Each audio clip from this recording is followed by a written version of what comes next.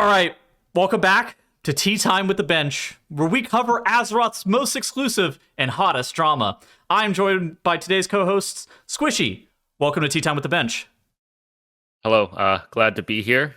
Do you have your tea, Tittles? Yep. A massive jug. Yeah, I have water. I'm a water drinker.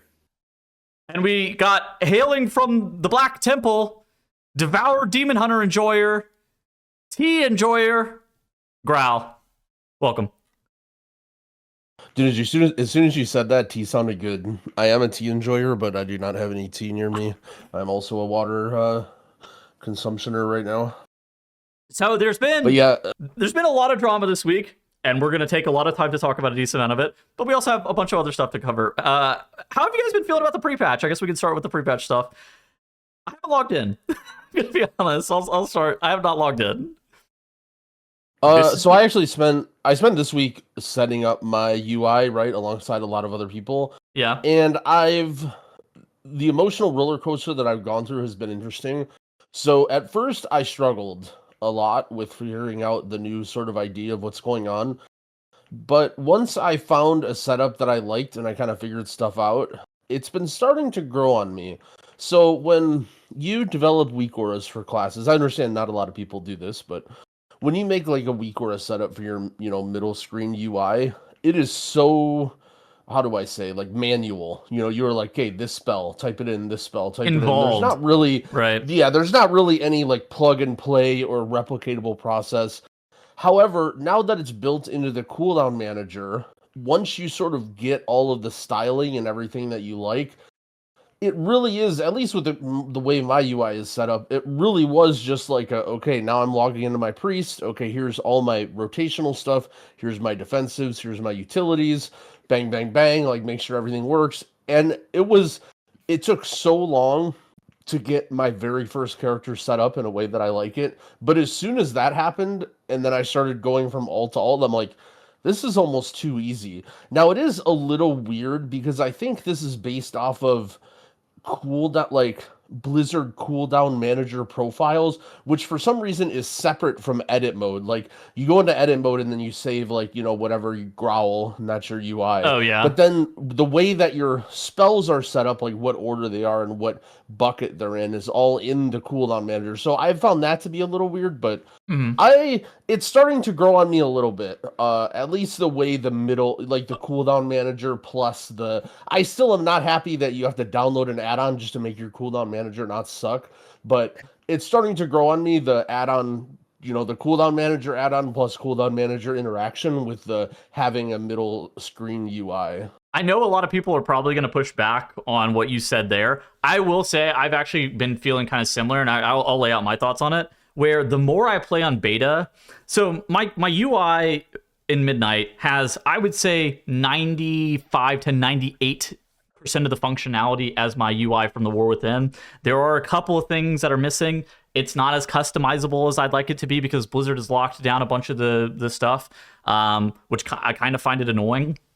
But I have sat there and thought, man, I bet you in another month or so, it's going to be like there's almost no difference between what happened in the War Within with my UI and what happened in Midnight with my UI.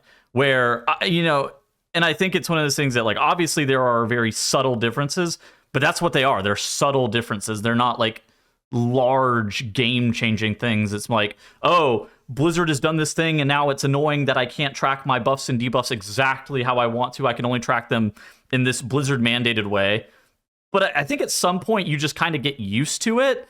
And I will say, I Squishy wasn't on last week, and I'm interested in his thoughts. Growl and I kind of landed on the fact that we did question a little bit, why did Blizzard make these changes? I think that, the changes that we landed on, we would have been just as good as if we didn't make any changes at all. And I kind of still feel that way, but also at the same time, a lot of people are dooming and not happy with the differences in their UI. And it does feel like maybe it's a little bit overblown. And the more that you play with the new UI system, you'll probably get accustomed to it. I think a lot of people are uncomfortable with the change that they've been pushed into, and they didn't want the change. So probably not happy with that either. Yeah, I mean, overall, I think the story of this Midnight pre-patch and Midnight beta and alpha has been add-ons. Nothing else has mattered. Yes. It's all been about the It's all add-ons. been about add-ons. And I think it probably will be for the next couple weeks as well. Like that is what all the hype has been funneled into negativity about add-ons, and It's that's yeah. Sorry, you finish your thought. no okay. That's all everybody's going to talk about. I mean, just alone. I mean, we're going to talk about it. All the add-on, weak aura packs no longer existing, now turned into add-on development and drama of streamer UIs and all this kind of stuff. Like that is all been what people have been talking about this repatch. And the fact that bosses die in 2 minutes in Mythic, but like that's it. Yeah. I kind of that's feel all like people talk about. there just isn't really enough yet. I don't know. Like, I'm interested to see. Like, I know I've been kind of feeling this fatigue about talking about add-ons, although there is like a lot of developments. In this episode, we got some really juicy drama. This We is love drama. So this is drama. fine. Everybody's grab your popcorn now. This will be a good one. But also, like, I just think we're not quite ready to, like, I think we kind of need the game to come out to really get into like the meat and potatoes of it. Like, Yeah. what are we going to talk about the lore? Or, like, I guess we can be like, oh, what do we think Well, about this dungeon or that dungeon? But to be honest, a lot of things have been like pretty unchanged throughout the beta, right? Like they're doing some tuning, but for the Yeah. most part, like what's been on there now has kind of been on there for the last few weeks, I mean, Squishy, this is exactly what. Okay, so right before the podcast started, I was talking to like Squishy and I were just like chatting before Growl joined, and something I said whenever I first joined, I was like, "Man, this is the least hype I've been for an expansion launch in a hot minute." Like, it just in terms of like the features that are coming out with the game, it doesn't feel like there's a ton that I'm like, holy, they're changing the game,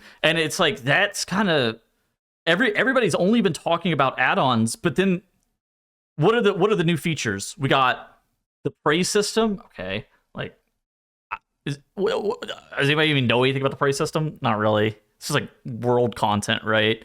I'd be willing to bet money that system's going to be completely whatever. Apex talents, which are hero talents minus, I guess. And Devour Demon Hunter. Like, what are we even? We're not even getting anything with the expansion, right? Which is that to me has been more hype draining than anything else. Not, I think we've talked add-ons to death, but where are the things that are supposed to be building hype? Like, where is the expansion features for the expansion? Well, I don't know. I just wanted to say real quick that people are saying that, but at the end of the day, at least since I've started playing WoW, it's been the same shit every single time. You load up, there's the 8 new dungeons, you farm the new 8 dungeons for gear, you level up, you do the story is whatever, you wish it was better. Then you go into the raid's whatever. Like, your class is a little bit different, but it's mostly the same. I kind of feel like WoW in each expansion, like you can look at, talent trees or this, but a majority of the expansion features that I've witnessed over my course of playing WoW have been disappointing. I mean, like in BFA, you have like they're disappointing, but they're doing PvP. something, right? They're doing something different. BFA, I mean, like BFA had like what the open world PvP, and then Azurite power, Azurite and then armor. Shadowlands was like conduits and covenants that everybody hated, and Torghast and legendaries. Yeah, Torghast and the Maw, right? Like, I think legendaries were really boring. I think Dragonflight had the talent trees, and I think that was like one of the most interesting things. And now here I am talking and profession about gear in the crest system, yeah. Profession gearing, but like, I don't know. I just think that a lot of that stuff, like, to me, what makes the expansion is how, like, everyone playing and being excited about it, which also isn't here though, too, the problem. And like, that's why I'm not hype, is because, well, everyone is just such a doomer about it, and now I feel like I'm being a doomer. But ultimately, if everyone's playing the game and the game is fun and the raids are fun and the classes are fun, then the game is fun. Like, I don't really think I like having new features. Like, I'm not going to say no to something, but ultimately, it's just changing how your character interacts. And the talent trees and talents and stuff is undergoing like a pretty big overhaul. Like, everybody's character is playing pretty differently in Midnight than it is in War Within. Yeah. I was gonna say, like, class changes are usually a pretty big thing. You usually get some cool new toys on pre-patch or a new way to play. But instead of all classes just kind of got stuff removed, they went the opposite direction. So that's out. And then they just missed that big headliner moment, you know? Yeah. Like, wow, 10-man rating coming back type thing, you know? Like, That would be. See, that's what I'm saying. Like, if they had something like that, that'd be lit. exactly. Like they're missing that big headliner because everything that they've announced has just kind of been like, eh. Okay. Okay. I'm gonna give Growl a little bit of pushback. While you are saying that these expansions didn't have much, or some of the features that they were adding were like, kind of flops. You're listing Azerite armor, like even Titan forging and stuff like that. Even expansions previous to BFA, the Shadowlands debacle. At least the game was moving in, like, there was new stuff that was being added. It wasn't like formulaic. And I think that the problem is like there's not enough newness with this, where I think that Squishy's term, like a headline feature, I think that is certainly something that feels like it is dramatically lacking with this expansion, where it's just like there's nothing. I think they did not understand. I think their headlining feature was supposed to be player housing. But I think, one, they released it early, and I know you guys talked about this. Yeah. And two, it doesn't hit everyone. That's the problem with player housing, is it only hits a very, not the entire player base. It's definitely not the majority. And I think that is the problem. I don't know. I think that it's basically impossible for them to hit the whole player base with any feature. I mean, Devour Demon Hunter isn't me because I don't play, like, even if you added a whole new Demon Hunter class, I don't play that, right? It's not true, though. Like Azerite, Covenants, Hero Talents, Dragon Riding. Dragon Riding, the talent tree revamps that we got in Dragonflight, those did hit the entire player base. Even things as simple as Profession Gearing and Crest upgrade system, that does also hit the entire player base. Sure, I guess that's true. It's not impossible. Look, I'm not saying I don't want these things. Like, I think I would have loved to be, to have 10-man ratings back, or like there's this new crazy thing. But ultimately, my point is just like a lot of the things that expansions have touted or released have been not very good in the first place anyway, and it's like what makes or breaks the expansion is just the quality of the classes and the raids and the dungeons. But no, I agree. No, I completely agree that I would love to have some sort of and I mean, especially for the health of the game, right? I just said if there's hype around the game and people are excited, then I am. I mean, even if these features don't necessarily excite me, having other people excited and talking about it, then in turn makes me happier about it. Yeah, just a bit deflating of an expansion launch in a way that, because like I play it and I'm actually like, I think I'm going through the dungeons. I have done a lot of beta dungeons lately, and I actually think the dungeons are pretty good. I've heard that the raid is unbelievably average, is kind of how I've been heard it described. But like those things are fine. Like sometimes you have an average raid, and I think the dungeons are fairly solid. But the problem is, like, at least for me, the dungeons by themselves are not enough for me to just have fun. There like the supplemental systems with like what makes World of Warcraft, and kind of creating that challenge for the players. Those are the things that I find to be super fun. But yeah, I was gonna go ahead. No, go ahead. No, that's it. All right, we're moving forward then. We're done with that.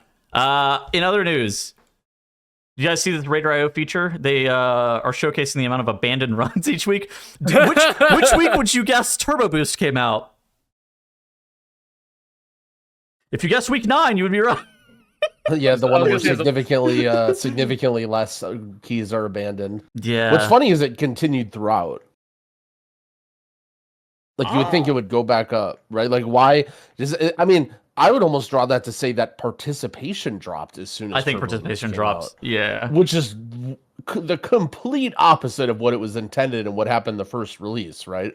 That's actually really interesting that just everyone was done doing keys that's crazy, actually. I mean, this patch literally just, as Turbo Boost hit, the patch was just completely dead. I mean, I don't think it's like new knowledge to anybody. Like, I think everybody kind of knew that the patch was so dead the moment that Turbo Boost hit. And I don't even think it was related to Turbo Boost specifically. I just think it was like that time of the patch hit, everybody's played out the entire cycle that they want to see. Everybody's played out the expansion, and it kind of felt the exact same. And you're just like, all right, I'm out of here. Are we Blizzard shills or are we Blizzard haters? I don't even know I right think we're now. Blizzard chills. Oh, okay. We're still shills. The game, yeah, but we're still shills. Okay, good. Yeah. I thought we were here to create drama. So whatever. Oh, Stuff is. true. No, Well, we don't no, even need we're to create consuming. it. It has been growing. It has been Is the growing on consuming one? itself. Okay. We get Okay. to take the week off. Yeah. Okay. Blizzard also hit us with an announcement of an announcement, which, yo, John Wildhood over there, you know what this announcement of an announcement is? It's an announcement of an announcement. Any speculation as to what this is? We got BlizzCon later this year. I mean, it can't be retail related, right? I mean, the only thing they said is roadmap for modern and classic World of Warcraft. So I'm surely they just slammed Classic down a Plus? post, right? Like I was thinking like a new SOD season, yeah, maybe a Classic Plus. like that. I mean, Grout. I assume that the classic community has been fiending from what I've seen for some new content, right? Like, Oh, massively fiending, yeah. I mean, I think when it comes to Midnight, it's not to say that there's not new stuff coming out, but that's sort of already laid out, right? Like, I think the retail roadmap will, if I had to imagine, will probably have like they're gonna explain the first patch of the expansion, and then also they might have like one little small thing for fun, like a Dastardly Duos size event or a Plunder Storm sized event, right? Goated. I didn't say quality, I said sized, okay? However, on the classic front, yeah, we're in a situation now where with Mop Classic, everyone is talking about, well, what are they doing after Mop? And we've kind of hit another roadblock. I don't know, after Wrath of the Lich King, everyone was saying, okay, this is done. Everyone wants the trilogy. What are they going to do with it? But they ended up continuing on. Now they're kind of, I think WoD was received as a very negative expansion or thought of it, nowadays.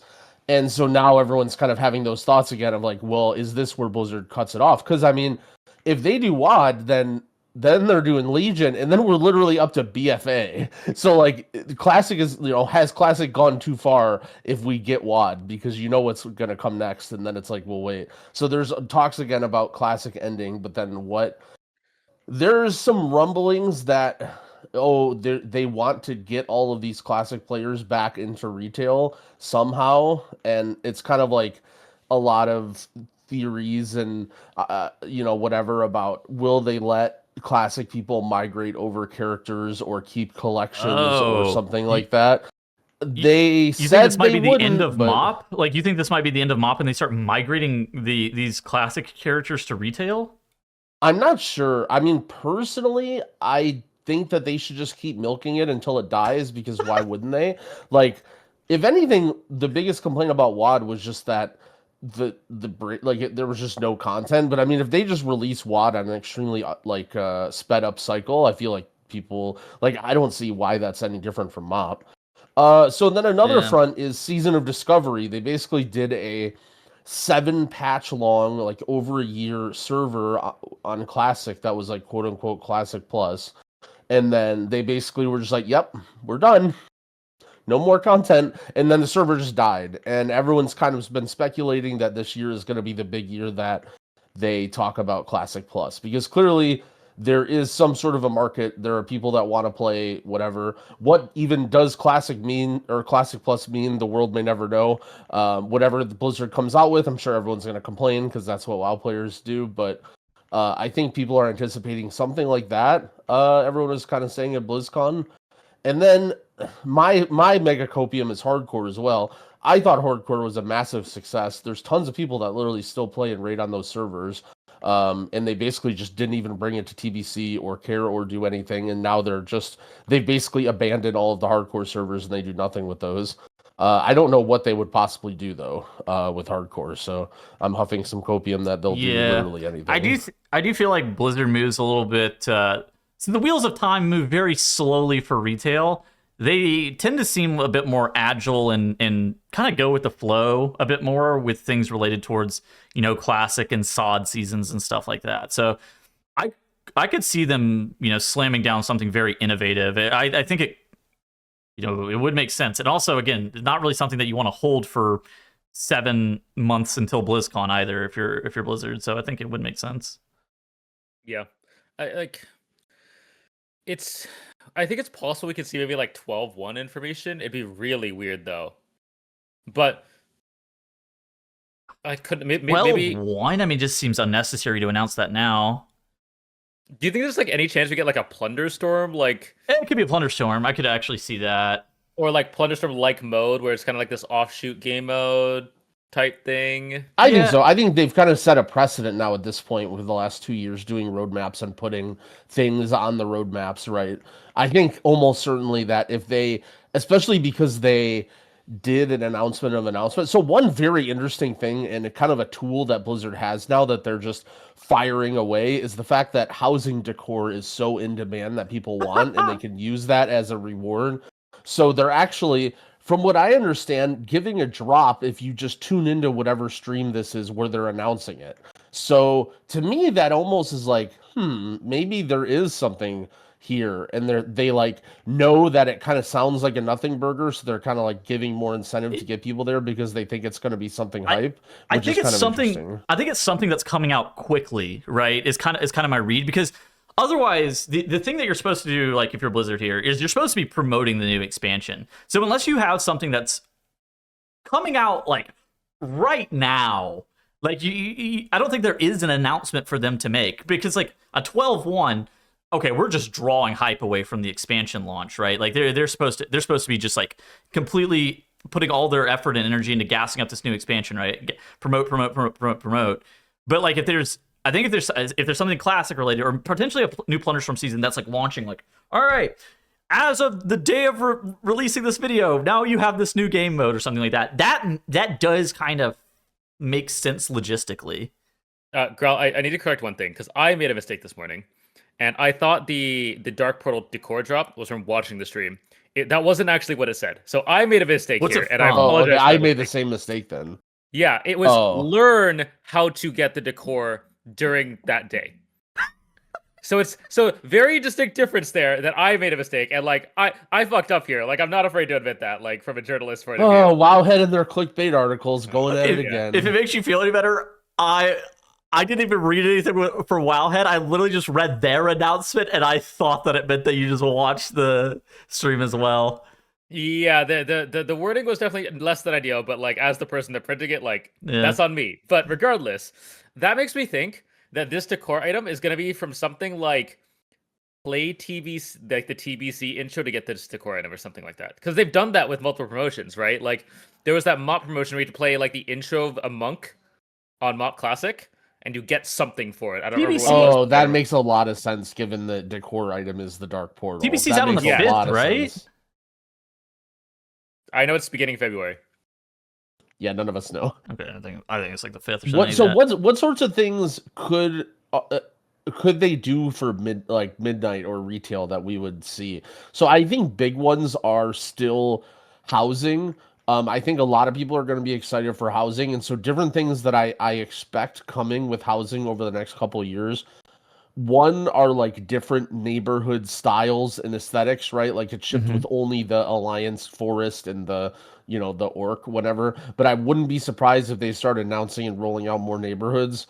Another one would be a more improved system with like how to share and build and collaborate in houses. Like one thing in Final Fantasy, for example, is you can sign someone else onto your house and allow them to build a room and do stuff in your house. And then you can sort of like pay them or just like have two people that are friends or whatever that are living in this. Like, I think that sort of functionality is probably coming sometime very soon as well. And I kind of expect something along those lines to be announced for retail. They could probably add some friction back into the game somehow. I don't know. I'm not exactly sure how I would begin to do that, but I mean, did you see that? Did you see that Towley tweet?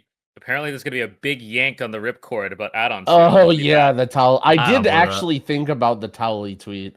At this point, I think that they're not announcing that. All right,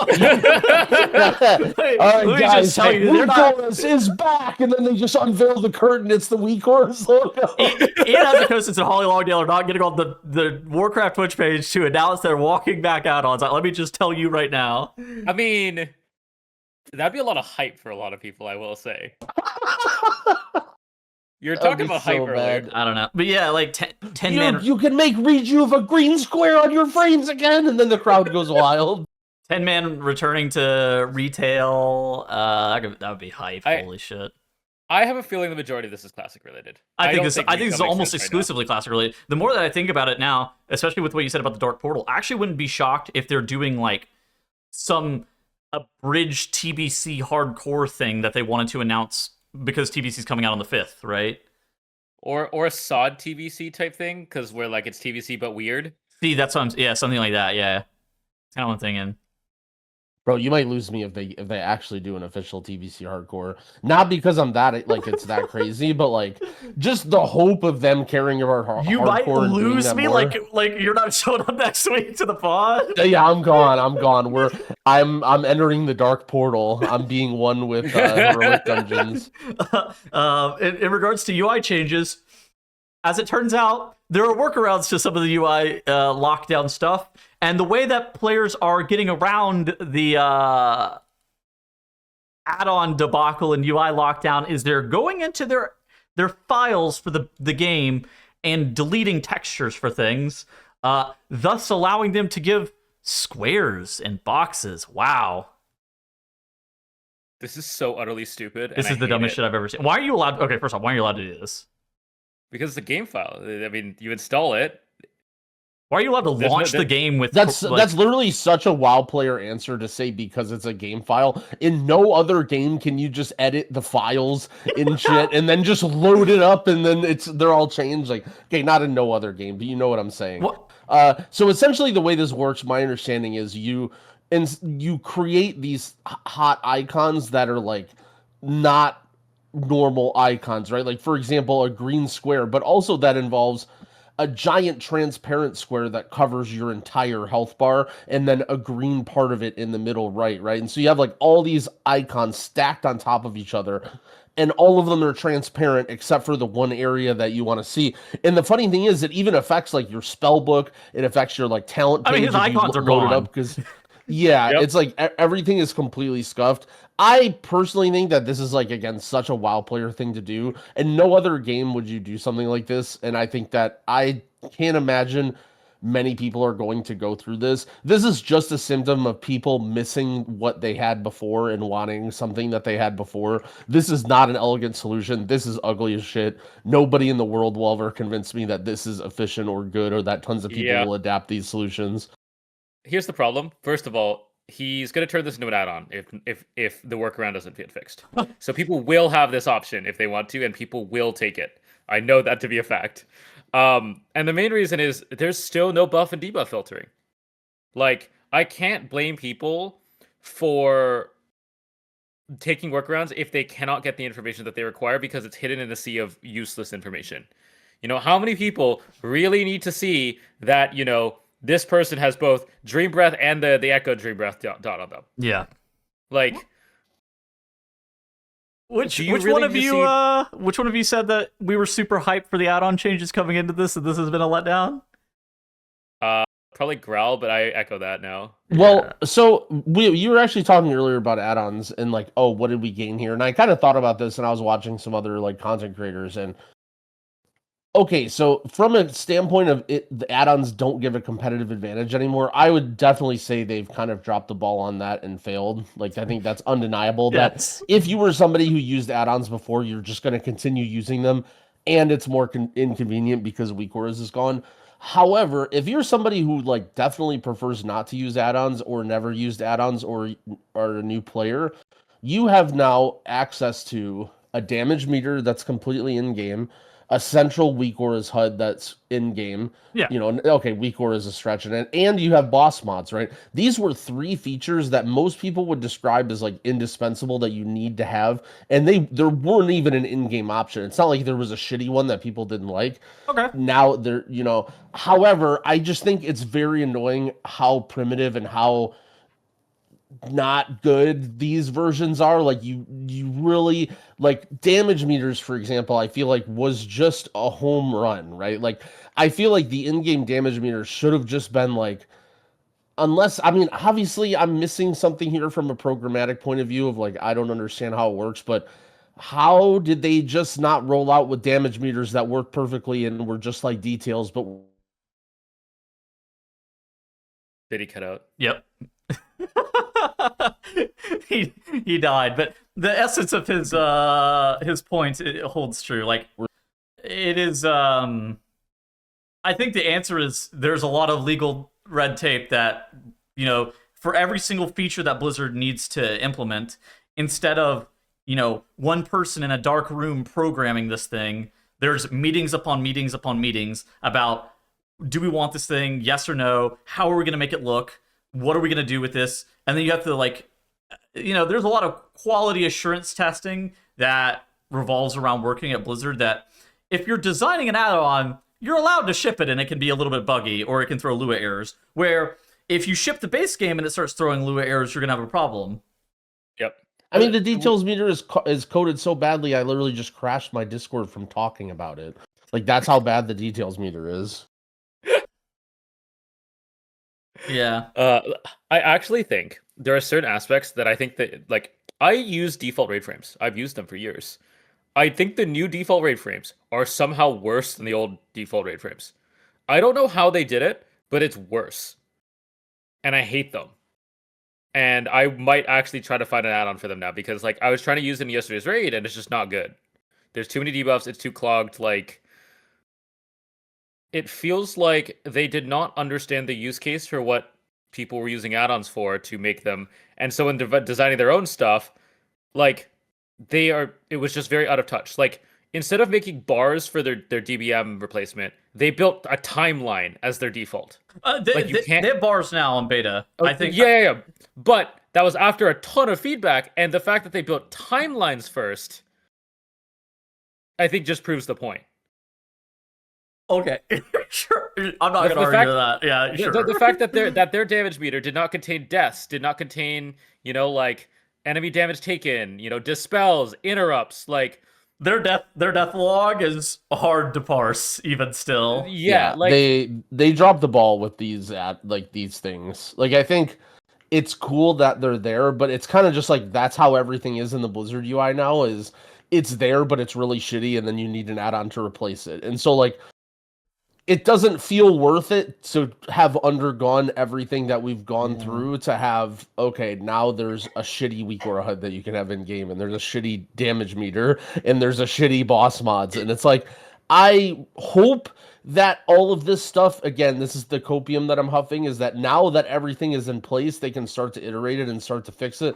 Honestly, again, the thing that I'm most hopeful for is the cooldown manager. Like, I actually think the way the cooldown manager setup is nice.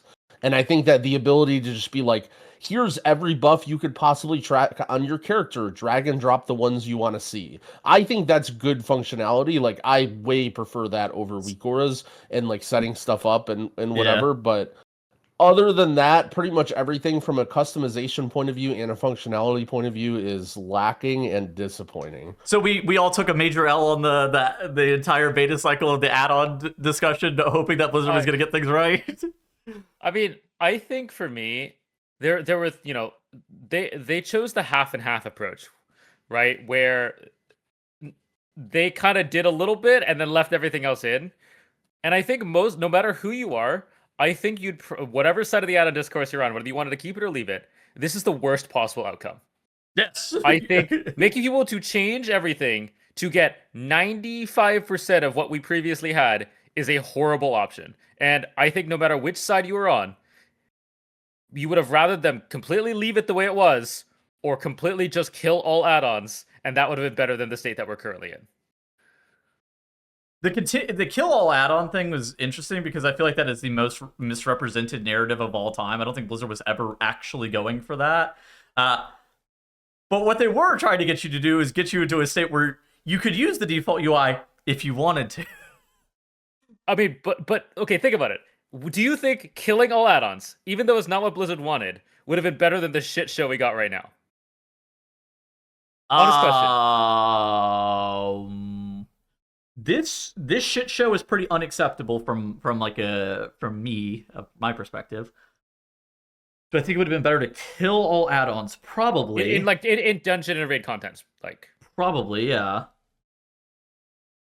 Yeah. Kill all add-ons. Again, when you say, are you talking about literally kill all add-ons or kill all combat add-ons? Just no addons. No okay, add-ons well, they didn't really do anything with. I don't think the base UI is good enough for them to actually have committed to that. Now that I'm thinking about it more. I think there's too many non-combat add-ons that are useful, like or like loot console stuff, or just like or like being able to skin stuff and texture stuff. I think there's too much that killing all add-ons. But if you would have said kill all combat add-ons or like left it as square one where it couldn't read anything that the game is doing, I would be interested to see that world. Again, I'm like, I'm not for sure that would have been better, but at least it has the benefit of like, okay, let me go down the list and delete every add-on except for like a couple things that are nice and like, oh, I want, That's fair.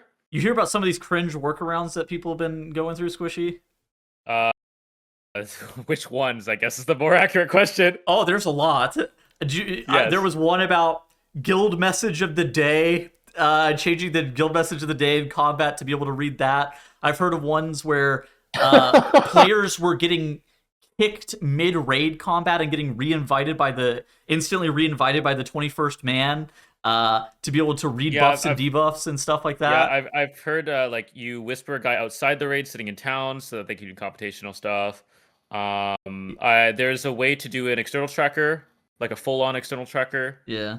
There's a lot of workarounds. Whispering a 21st man in town goes crazy, by the way. And then like the add-on developers will start having bots on all the servers, and you just message the bot and it spits stuff back to you and does stuff for you. It's so bad. It's like this cannot be what anybody wants. I swear it's just such a WoW player thing, and I don't say that like trying to be negative against all WoW players, but just the fact that we've had all these things, right? Like no other game do you have this level of crazy customization where you can like do computations and communicate each other like with your add-ons and then do formulas and assignments, like, and it's just no other game would you think about these things or trying to set this up. Like I just trying to imagine like trying to integrate this into Counter-Strike and just being like, you just have this like automated HUD where every time someone shoots their gun at somebody, it pings and then it creates a map and it tries to guess where all of the enemy players are and it puts it on your screen so you know where that you need to rotate, and it's just like, well, you need an anime waifu. Your gun needs to be replaced with an anime waifu that shoots, Doros or whatever, and it's just it's like just such a WoW player problem. Yeah. All right, drama time. All right. I'm gonna try to, say everything at once, and then we can talk exactly what happened, because I think there was a lot, and to be able to understand everything, I think we're gonna need like a lot of context. So I think we're gonna have to go through it all probably at the same time, and then we can discuss where we kind of land on all of this. All right, so the main actors involved, a guy named Danders. He creates a UI called Danders Frames. It is a party frame replacement add-on. It's new to this expansion. Another guy who's involved, a guy named Neff, used to raid in PC. He created an add-on called Neff UI. It was an LVUI style replacement that basically started getting coded whenever LVUI stated they were killing their project. Another actor involved, Quasi. He makes YouTube videos, creates Quasi UI, makes really solid Mythic Plus level content. Last person involved, a guy named Lucky, he creates LVUI. So these are the four main actors that are involved. These are probably the most important people that we need to know given this story. Okay, so where do we start? So on the 21st, so 4 days ago, almost a week ago at this point. Hold on. Sorry to interrupt your flow here, but I want to mention something that I think is important that a lot of people haven't been mentioning.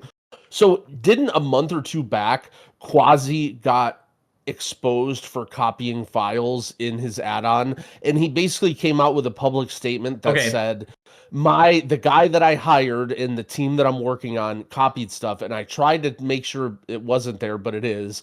And basically this long speech about how terrible it is to copy and how he should never do that and how that's a terrible foundation and that it won't happen again. Yeah, because I think that's kind of important for the way. Yes. So I think that's kind of important to the way that, which I mean is like very reasonable and not going to happen. I just think that's important to judge now the reaction that Quasi's getting and people sort of interpreting his words and the. He also got locked down by bigwigs for some unrelated stuff, not copying, but There was so he was that was basically tampering, basically. He was stuff in his UI was negatively impacting bigwigs to the point where it would look like it was bigwigs failing, and then I don't know if he would send people, but people would show up into bigwigs, like looking for help in their discords or whatever, and then it turned out that it was just quasi stuff that was breaking it. And the bigwigs people are they're people that European. work on add-ons. Yeah, so they basically, like, I want to say coded something in where it would just like not turn on, and it would be like, you are using quasi UI. Bigwigs does not work on it. Turn off quasi UI or something. Yeah. Okay, so there was that was like 2 months ago where he got caught copying Neph UI files and basically said he was rewriting the foundation of his code. Then this week, Danders, the guy who makes Danders frames, important announcement. Exclamation mark. Danders frames and Neph UI compatibility. Neph UI effectively is stealing files from Danders frames. This folder contains 35 files with identical names and folder structure to Danders frames. And Danders was not happy, basically saying that he can't really do anything about the fact that Neph UI is copying his files, but he is adding parts of code, similar to what Bigwigs did, where if you are using Danders frames, you are not going to be allowed to use Neph UI at the exact same time. So Neph UI's response: yeah, all right, I did it, and my project's done. GG's. That's it. And then he also said, P.S. if you support Quasi UI, I don't like you. The add-on is stolen code from an assortment of add-ons like Neph UI, unhalted unit frames, basic minimap, CDM, tweaks UI, and almost every feature is stolen code, and he's charging people for it, and people eat it up because I don't know why. Someone legal at blizzard.com. PS, 90% of new add-ons have popped up that are coded with AI because AI is very good at developing Lua because it's a simple language that anybody can pick up within 15 minutes if you know how to read. And, he basically said that he did it. So Neph UI is gone. Neph is now out of the picture, kind of. He might show back up later, but it's okay.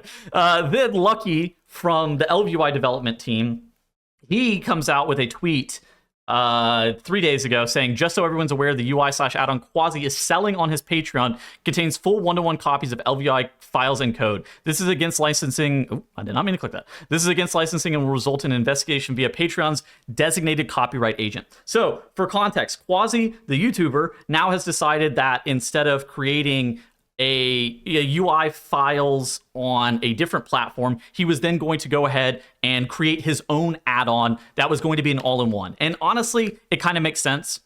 People, whenever they're downloading UIs from streamers, they don't want to have to download a bunch of add-ons. They want something that's an all-in-one. And so I think that Quasi going ahead and making an add-on does make sense. I actually didn't know that he was getting into UI development until this basically started.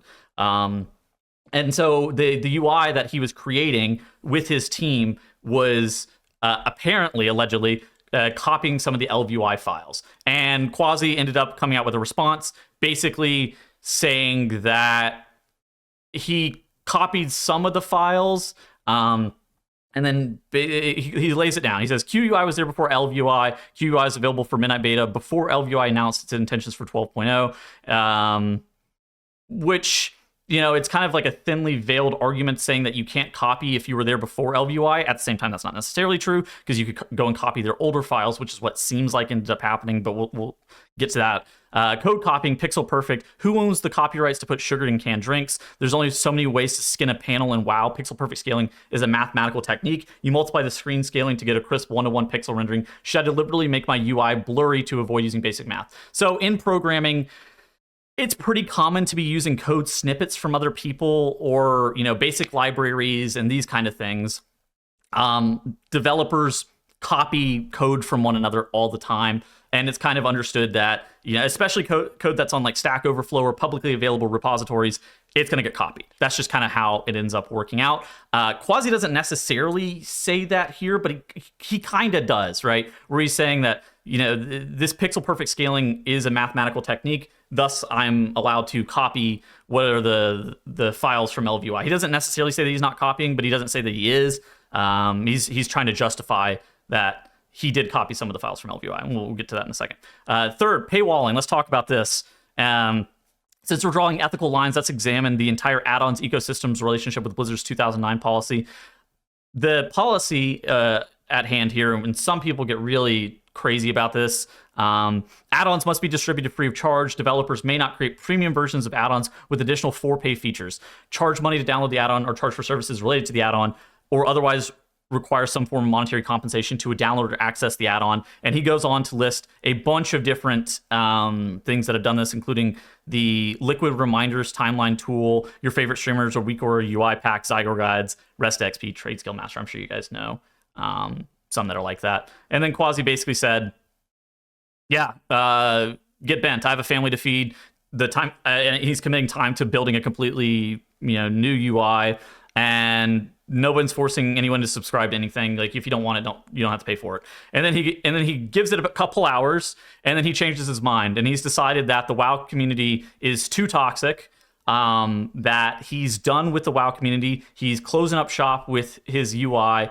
He's going to be refunding people on Patreon if they want the refund, and he's done making content. He's done being a content creator. He's done being an add-on developer. He's basically closing up shop, and he's going to be moving on with his life, because the World of Warcraft scene honestly was, more or less being very hateful and bullying him to the point where he's like, this got nothing to do with me. I will go take my ball and go home, and I will do anything else.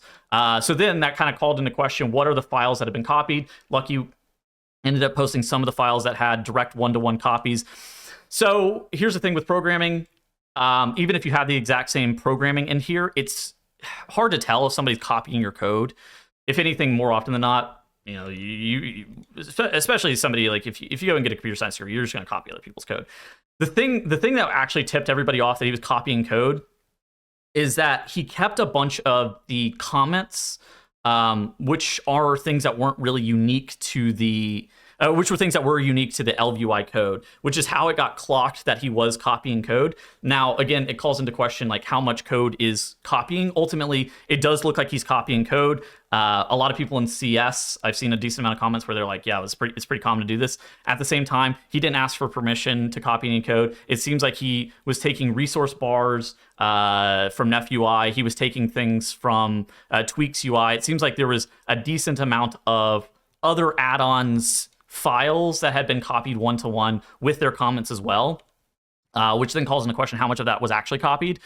Hard to really say. But as it currently stands, we probably have a few hundred lines of code that are displayed that are pure one-to-one copies so far.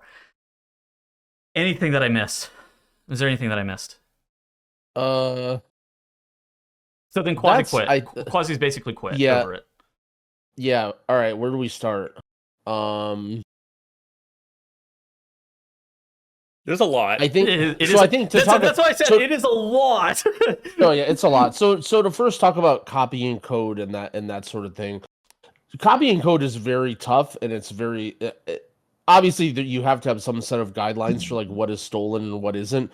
But at the end of the day, when you look at code, or especially within the confines of just World of Warcraft, there may be only one way to do something, right? Like there may be only literally one line of code or series of lines of code to make something purple or whatever. I don't know. I'm just thinking of a random example, right?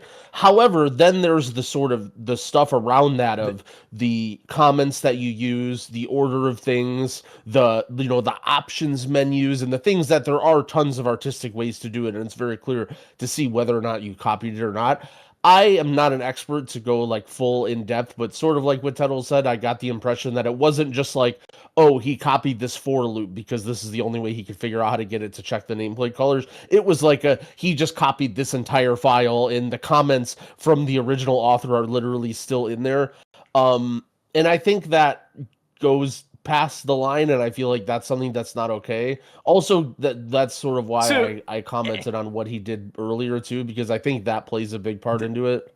This is how computer science people really think. It's like, look, we have similar ideas. No, you stole my idea.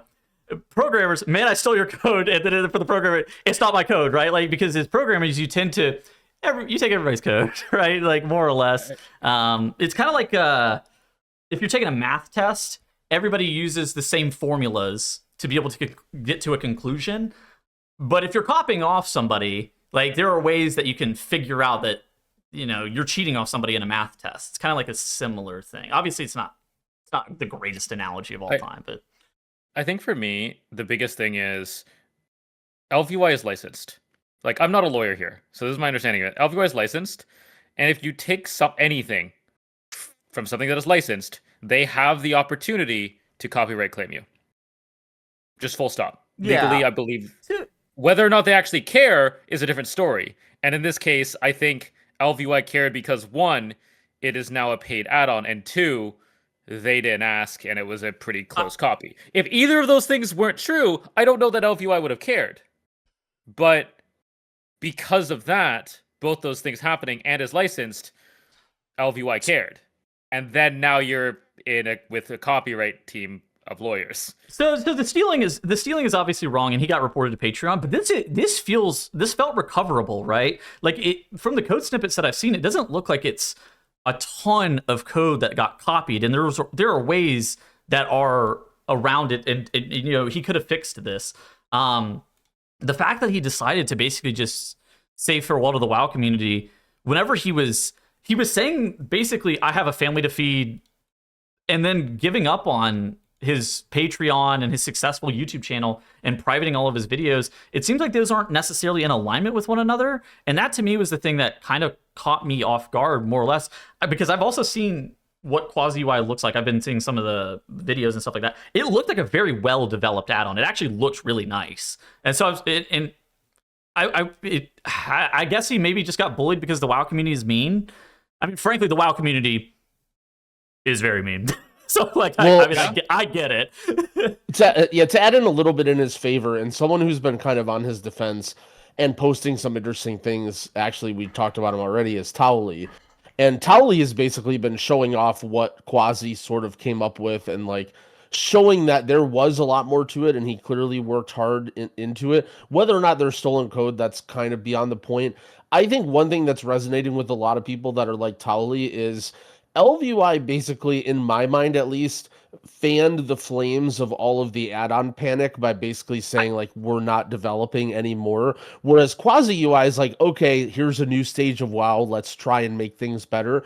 And I think there are a huge portion of retail players who really enjoy the game and want things to be positive and want others to enjoy the game. And anytime, like, I think the last major issue this happened was when Shadowlands was dog shit and everyone was jumping bandwagon to Final Fantasy. And, like, how many creators do you know that, like, talked about how Blizzard is terrible and WoW is terrible and I will never play this again and Final Fantasy is the greatest thing ever again. And then 3 months later, they're playing WoW again. Like, I think that sort of, again, not to say that that makes Quasi right or okay, anything he did, but I think a lot of people are looking at LVY and thinking, like, you guys said you were done maintaining. You're not allowed to thing steal and their that you code, weren't though. gonna Like, develop.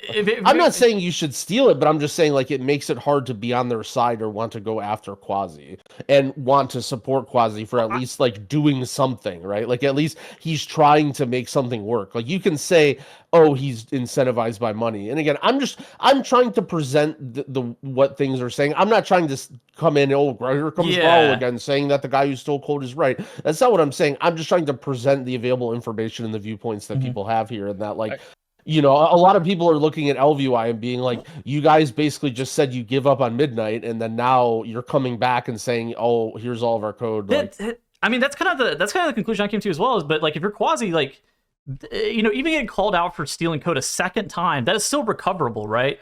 All you do is you apologize and you just fix it, right? And you just make a damn good add-on, and we'll talk about the paywalling in a second. And you paywall that sucker, and you just move on with your day, right?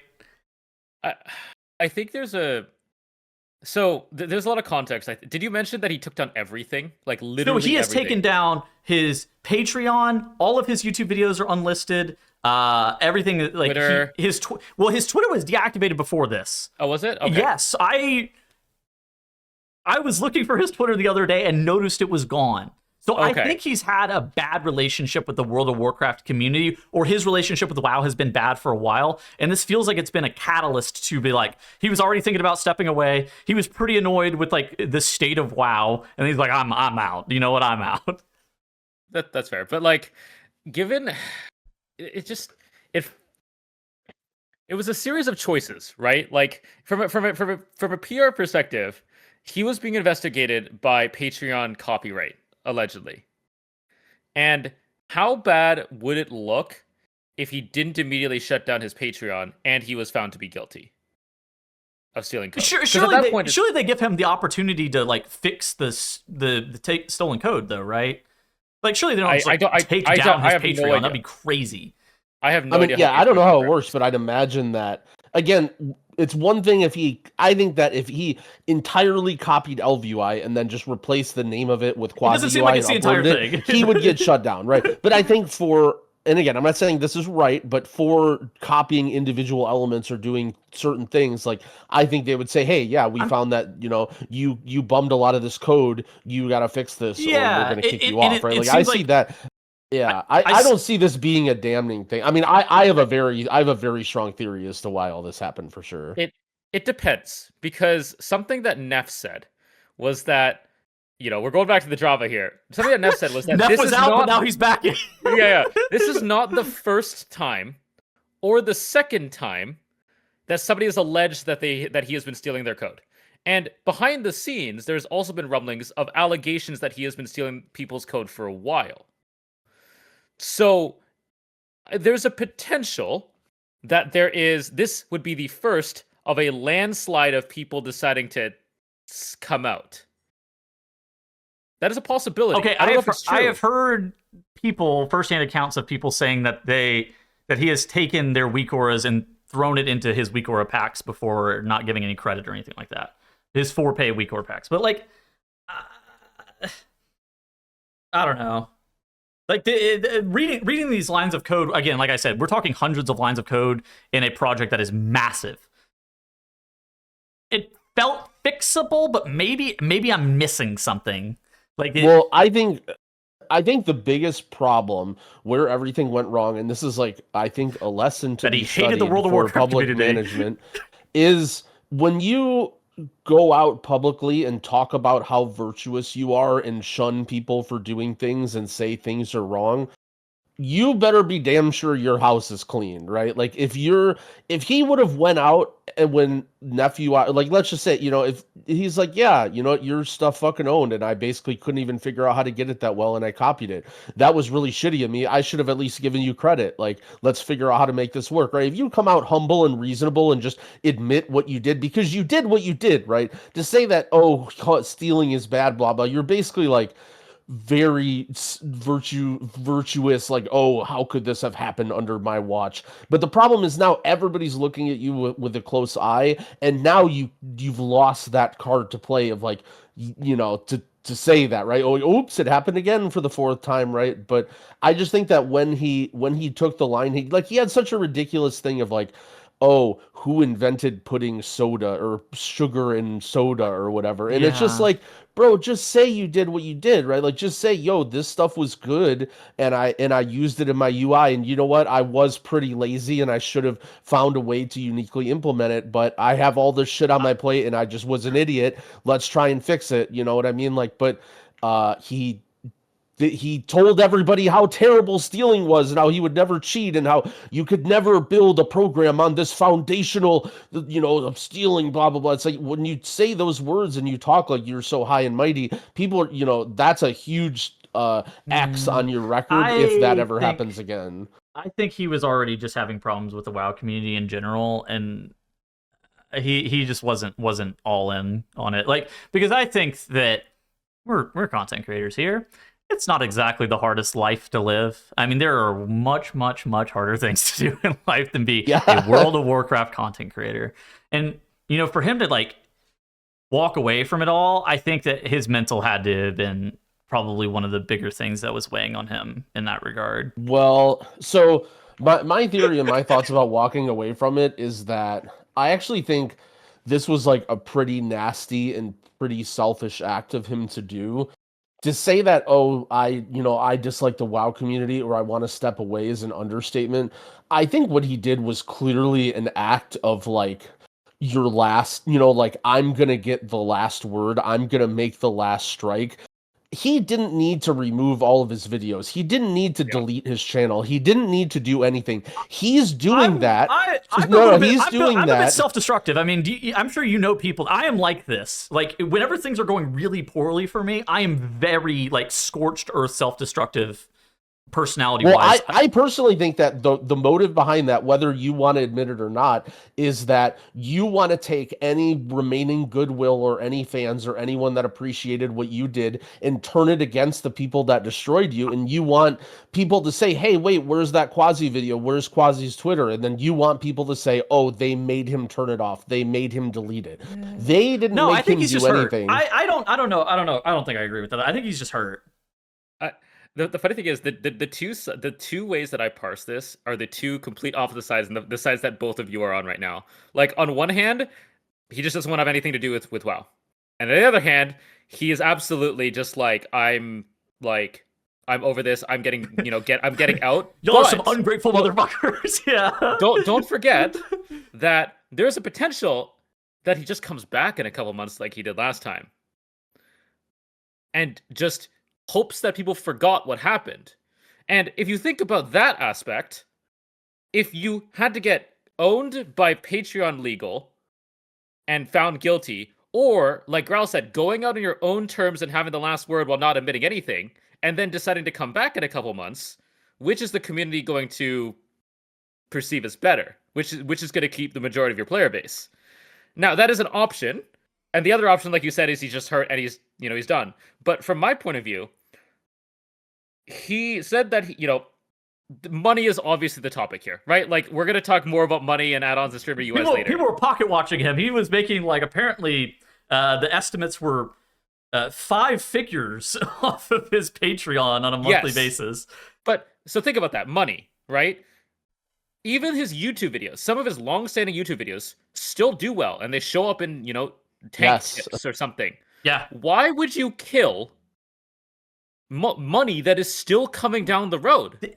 That's what I said. Because he's trying to hurt the people that hurt him. No, because he's creating this narrative to say that, like, oh, I'm just trying to feed my family. Money is so important. Which, again, is, like, partially true, right? If you have a family, whatever, like, I don't know his exact situation, but you do care. That is important. He wasn't like, making retirement money. Like, I mean, yeah, but he's making, what do you mean if he's not making retirement money? Like...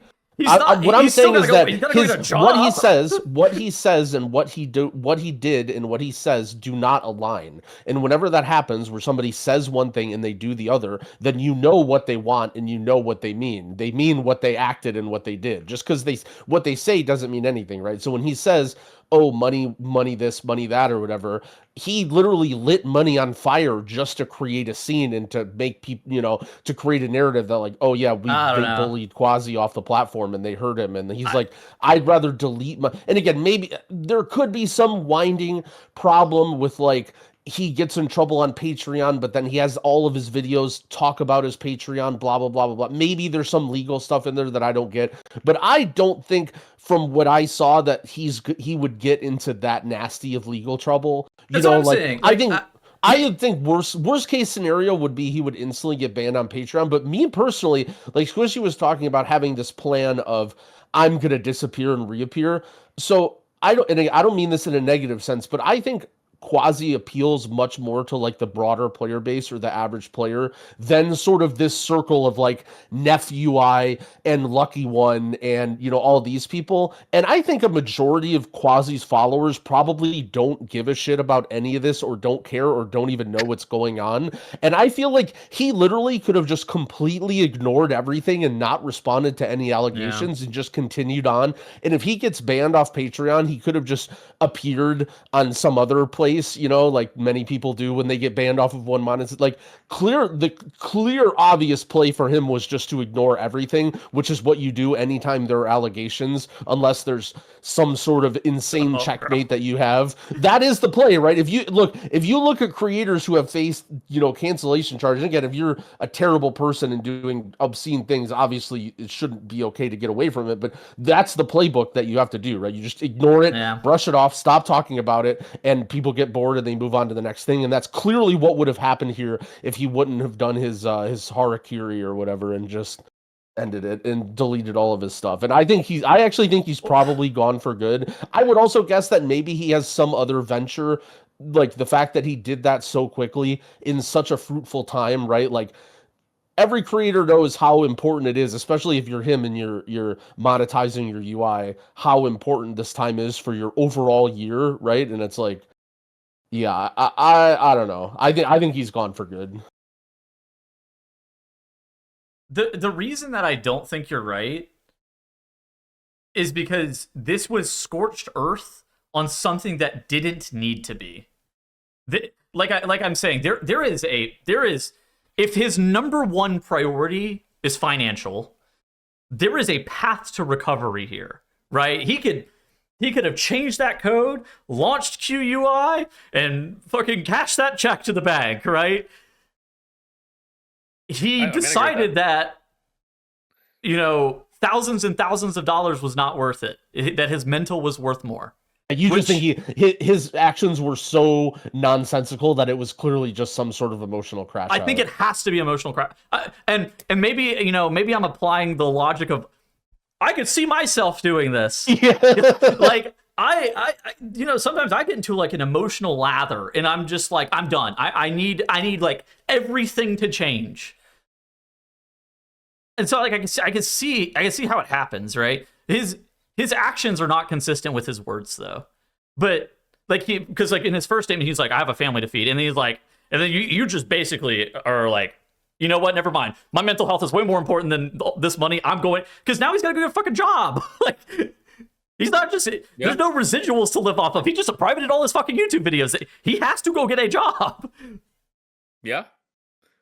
I mean, for me, like, if I was in that spot, I feel like I wouldn't unlist my YouTube videos. I would just delete the YouTube app and just like log out of the channel, and you just go collect $100 check every so often. I think if he was of a more, and this is just like projection, but like I think if he was of a more relaxed state of mind, he would have recognized that this is fixable, right? We can fix this. No matter how much of this code is stolen, this is all entirely fixable, right? Maybe I'm biasing my interactions with Quasi, because I actually did a video with him, like an interview sort of thing on his channel.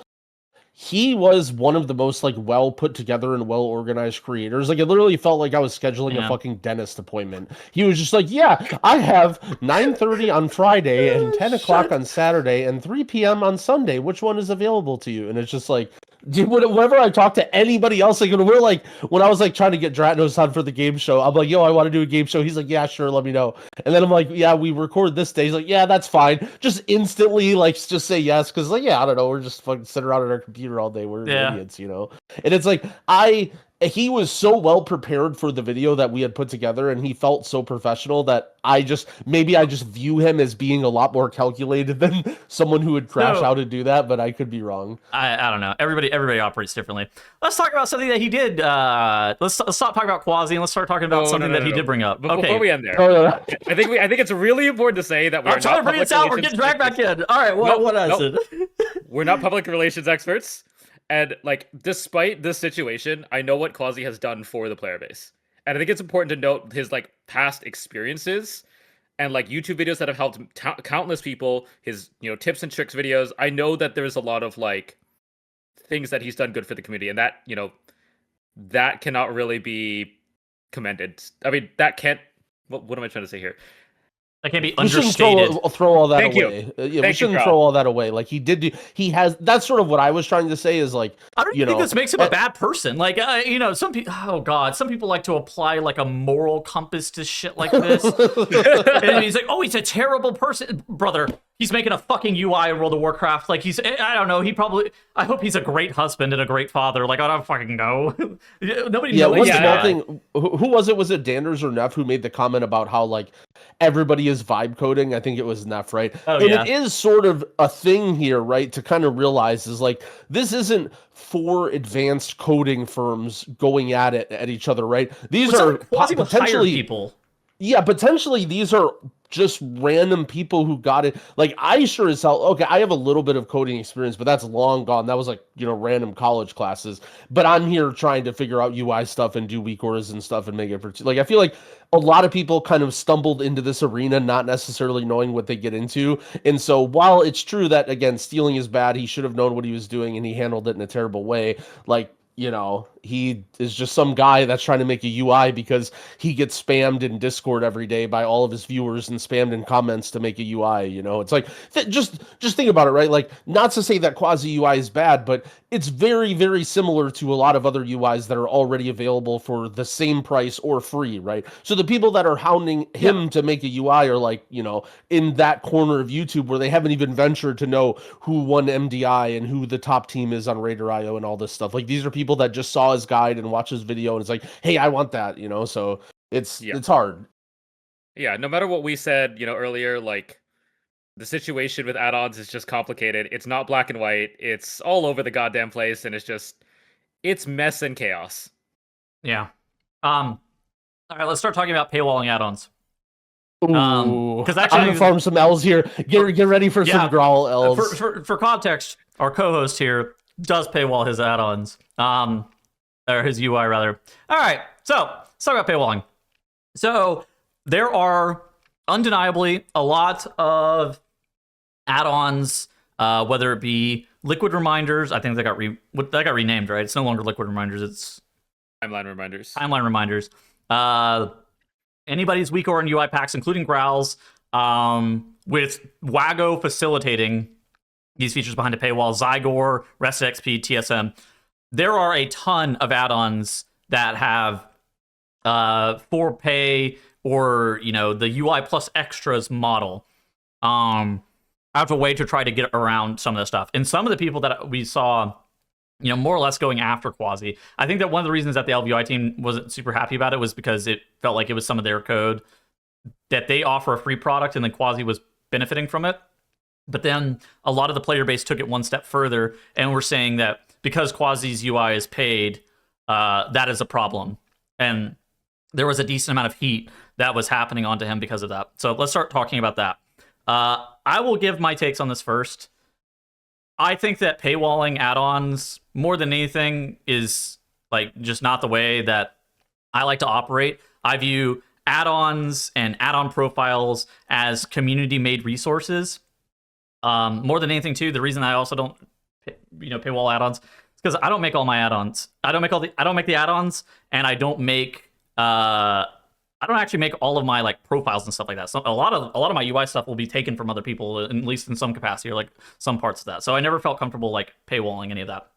At the same time, if I were to paywall it, I want everything to be 100% original and using an add-on that is created by myself, right? And so that's why I actually thought that Quasi's way of doing this was a bit, it made a lot more sense, where he wasn't going through LVUI and he wasn't going through all these other, Cell or whatever else, and paywalling a profile, which is, basically circumventing the add-on developers getting paid in some capacity and just allowing him to get paid. Instead, he was creating his whole entire add-on, which was a paid-for thing, which was similar to more like the Zygo Guides, Rest XP, Trade Skill Master, and less similar to, gating weak aura and UI packs. I think that Blizzard, realistically, I would prefer if this shit was just gone. For pay add-ons, add-on plus extras. I wish that all of this shit was just completely gone.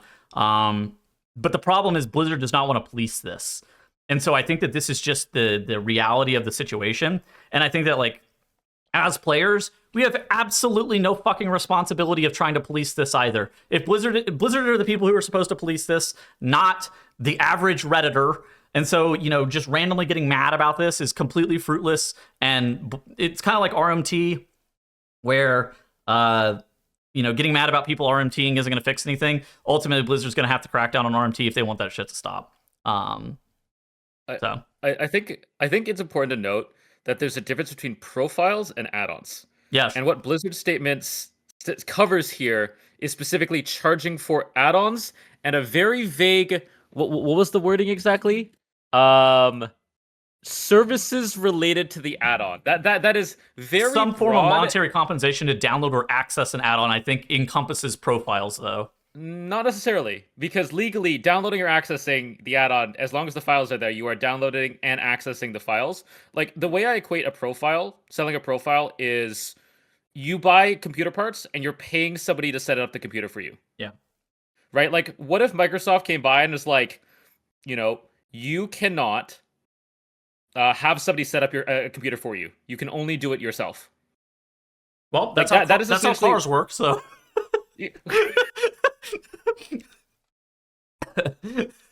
Okay, but example wise, that is essentially what they're saying, and I think that why they cannot police this is exactly what you said, is they just can't do it.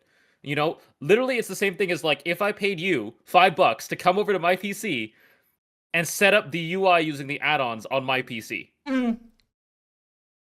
I think they could police this. I don't think they want to. Like, realistically, there would be still some fringe cases that skip through the cracks, but like, they're not trying to police this. The same way they're not trying to ban the people who are selling gold in trade chat or selling gold on LFG, right? They're just not trying. Like, they really could. They could, if they started like cracking down on pay for UI packs, the WAGO.io stuff, all these add-ons that have paid features plus extras stuff, monetization model. I don't think it would take that long because you'd be able to encompass 95% of this in like one afternoon if you're Blizzard. Yeah.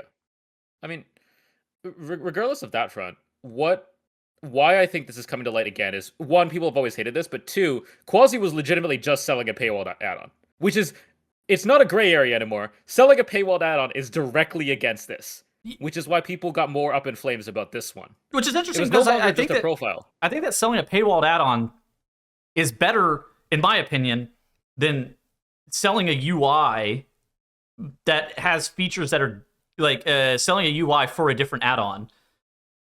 Like I feel like those are. I feel like at least I'd rather have somebody like sell me the add-on. Ethically, I agree with you, but that's not the rule that Blizzard has set. Well, hold on. So, all right, I've been silent for way too long. Okay, you're good. I got time to filibuster. No, actually, okay. I think Blizzard's TOS and Blizzard rules are completely irrelevant, and I think if you're somebody who comes into this argument with what does Blizzard say is okay and what is not, I mean, that's for what Blizzard can do, right? If Blizzard bans you, and I'm like, Blizzard shouldn't have banned me, but Blizzard will it's do whatever they want. Service. Blizzard can do whatever they want. Yeah. Nothing about Blizzard's terms of service has anything to do with ethics and morals and what is right and wrong and what is cringe or not. And the way people are talking about this issue is a moral issue, saying that they're not happy with people doing this, right? Like, you basically said from a moral point of view, you don't feel comfortable selling your UI because you haven't done this stuff, right? I think the discussion of whether or not it's in the terms of service or there is fucking stupid. It's completely beyond the point. I'm here for like the moral discussion of what's going on. And personally, I'm wondering for you guys, what is bad for the community or bad for the game about selling profiles or add-on packs? Do you want to go to me? I can go. All right. I think for me, it's the original add-on developers don't get anything for it. Why should they? So as opposed to what then? I don't make a pack and then they don't get anything either? I do think they should get kickbacks for it. I think I'm with Squishy here. Like, realistically, you are utilizing their add-on and you're reaping 99% of the monetary value out of it, right? And I think that to me, there's something wrong. There's a huge imbalance there.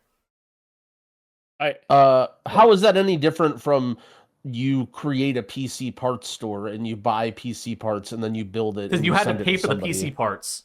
And you're not allowed to sell an add-on.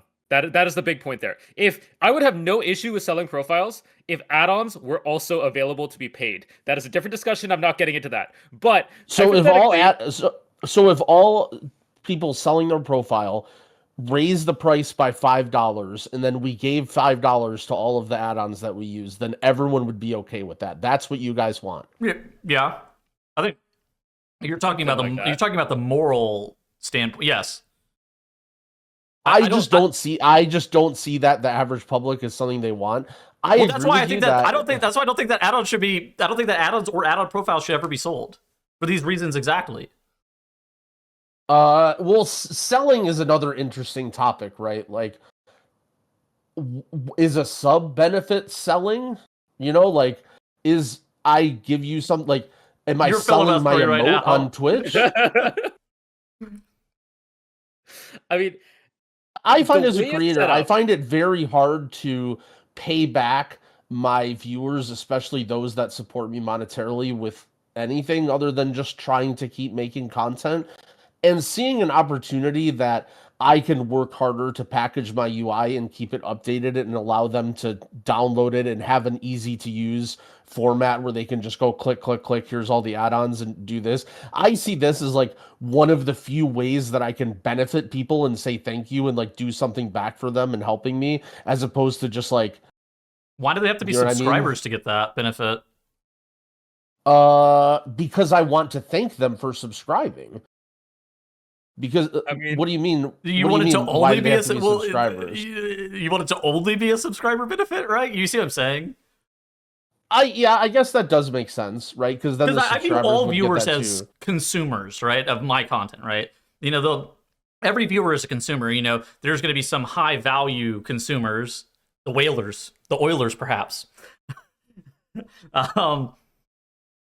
You know, but at the same time, like, I don't know. I think that I get it. Like, to me, I never feel so strongly about it, and I think that like again, this is ultimately, it comes down to what Blizzard's going to do about it. Like, I don't give a shit. Like, I know how I feel about it personally, and I, you know, operate within those bounds. But like, if Blizzard's not going to actually do any action for it, I mean, I don't think it really matters to me.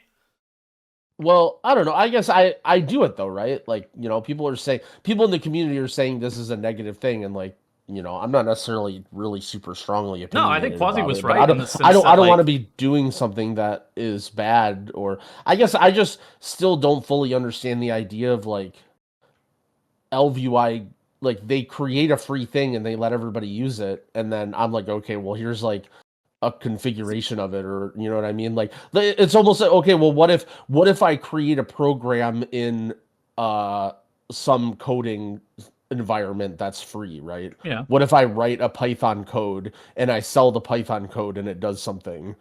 Does Python, should they get a kickback of that, or whatever GUI that I use for Python's free? open source. Uh, Python's an open source programming language. I don't know. Like, what? I mean, to me, and add-on stuff, I guess, is not, and they don't want you to. The add-on. I mean, it comes down to the PC Yeah, part analogy, I'm not sitting right? here trying to argue. I'm just trying to learn. Like I'm wanting to understand, I think, because like, I don't want to be doing realistically, the wrong thing. the thing that the differentiator between, okay, what you understand the difference between what Quasi was doing and what you do, right? Yes. Yes. Sure. So that is the key difference here, right? Is that he was creating the add-on itself, and you're creating a profile for an add-on that somebody else made, yet you're getting 100% of the money from their add-on that they're getting, you know, no residuals for. Which, you know, then there comes the question of like, should that even be a thing? Which, and that's my biggest thing. Is just like, I think it's just weird, and I think it is probably unfair that base add-on developers are not allowed to make money on a product, but yeah. people who making profiles are. Is like, I mean, they do I could. blame? And I think the workaround that exists in the game, obviously, like it creates a weird situation, right? Like obviously, if LVUI comes out tomorrow and says you need to subscribe to our Patreon to get LVUI, then it would cause a huge uproar just because of how many people use LVUI. But yeah. I mean, the workarounds that everybody use could be used. I mean, think about what do you think about timeline reminders and Bart stuff? you can create any of the timeline reminders in game. Like the biggest thing is you are buying the customization options. You are not buying the add-on. No, you're If not. You wanted to can't go- even use the add-on. You You can. download it and it just had. I mean, yeah, but you have to manually put in every single boss and every single, like, it's like nonsense. No, I bet 0 people do that. Like literally 0 people use that add-on that they didn't pay for it or use the code.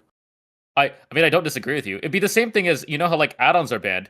You know how people were talking about like the reminder YouTube creator type thing, like from a while back. If you made an app like similar to Viserios or whatever, and you could auto create a YouTube video, and somebody made that tool and paywalled it, that is technically an add-on. That is not an add-on, meaning you could get people to pay for it. Like there's so many like gray areas around this policy, and I think that's why people have such strong reactions. Yeah, but about who it. cares about their policy? Like, no one cares about what Blizzard says is right or wrong. They're not the moral arbiter for the world. Some like- people get really cringe about that kind of shit, which I think that these are the haters that probably cause Quasi to quit the platform. Yeah, well, see, like, this is sort of my point is, I think that a lot of this spawned because people don't like Quasi. Like I think it's both, right? Like people don't like him People don't because like of what Quasi? he's done with this.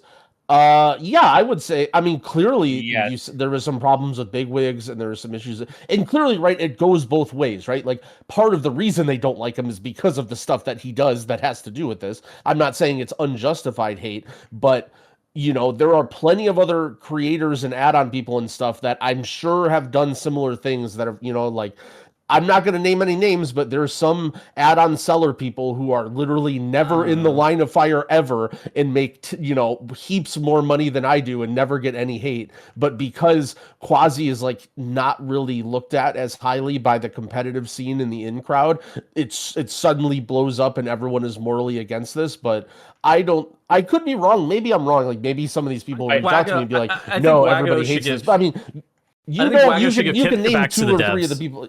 I think Wago should give kickbacks to the devs is basically how I view it. But I was under some sort of impression that the way that these services worked at Wago, CurseForge, was that they have ads embedded on their website and in their launcher, and then those ads give kickbacks to the add-on developers, and that's why they do it. You want to tell him how little they make for that shit, or you want me to? You can. We're talking fractions of a cent per download, Growl. We are talking like... Oh, I don't know. Yeah, we were talking like $15 a month. It's like X.com getting X premium or whatever the fuck that shit is. Like we were talking like that kind of amount of money. For me, the big thing and where I think the majority of this backlash came from is the whole like selling profiles thing has been a gray area for the longest time. I mean, this add-on discourse goes back years across multiple expansions, and I think we could all agree to that, right? Like, oh yeah, that's never like the selling profiles thing. People bring up that line about the TOS over and over again. Nobody has sold a full-on add-on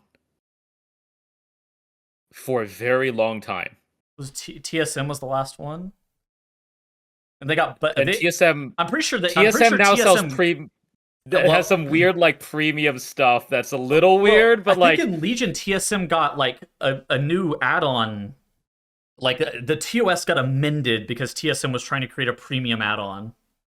I remember the premium stuff, but what all I'm trying to say is I think Quasi got caught in the line of fire here because this is the first fully paywalled add-on in years and expansions. And that is not a gray area. I actually strongly disagree. I think nobody cares about that. I think nobody cares about that Blizzard. That's only used as a weapon against him to say he's doing more wrong. But from a moral or community standpoint, I think that has no impact. If anything, I side with Tettles in that the fact that it's his own add-on, he put more, like the more work he puts into it, the more perceived value there is, right? Yeah. Like like the way I see it is you could literally put an add-on, call it Quasi UI, it opens up on the screen, it does nothing, and it just has a box in there where you have to copy and paste the code. Then you put the code in if you're a subscriber, and then bam, you get all the features. Like that's allowed, right? Like that's more or less what a lot of these add-ons do. And it's like, to me, that workaround doesn't really mean anything from like a moral or community standpoint, other than it's a workaround to get around the Blizzard rules. And like nobody cares what Blizzard rules are. Like this is not the moral arbitrator of like what is good and what is bad and what we should and shouldn't do. I don't do it because I think it's more like a community thing and less of like it should be a paid product. I just don't think it should be a paid product. That's my personal stance on this. At the same time, like, I find it hard to care, right? Like whenever other people do it, like I see the benefit from the people who are getting it, but also there are just so many profiles that are free. Like you don't need to download somebody's paid profile more than anything else. And I think that the only issue that I have with it morally is what Squishy said, where the add-on developers are not getting kickbacks at all, and the only people who are making money off it are the streamers. And that there is an imbalance there that should be fixed. I guess I just don't understand how streamers selling their profile affects the add-on developers. Okay, Weak Auras only was making $4,000 a month off of their Patreon. I guess, people who were selling Weak Aura packs, how much were they making off their Patreon, right? Yeah, I mean, it's not unfair, but at the same time, like, it is what it is. Like, well, because Weak Auras is, because the LVUI is governed by a different rule than the people who are selling the packs, but that's stupid. I mean, realistically, because of the situation, the imbalance that we're in, like the thing that could happen, and I'm not saying it's going to happen, is if hypothetically, if all of the add-on people decided to be like, we're not updating our add-ons anymore until we get kickbacks, that would be a pretty big statement. And one that might just be actual change. So they're just mad that other people are making money? Like they As started a project. Should be. Yeah. Why? How much? Do you know how many hours it takes to like maintain weak auras or LVY? That's mutually exclusive from them. What they're doing.